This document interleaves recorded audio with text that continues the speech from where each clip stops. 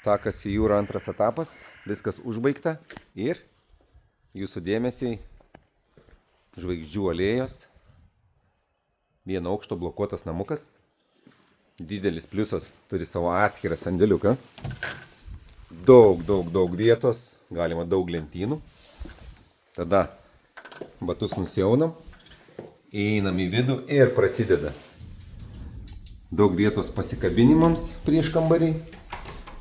Vonios kambarys, pažiūrėkit. Aišku, atsiprašau už betvarkę, bet video ekstra, skubiai daromas, nes yra interesantas nupirkti nuotoliu. Peace. Va. Didelė svetainė aukštom lubom.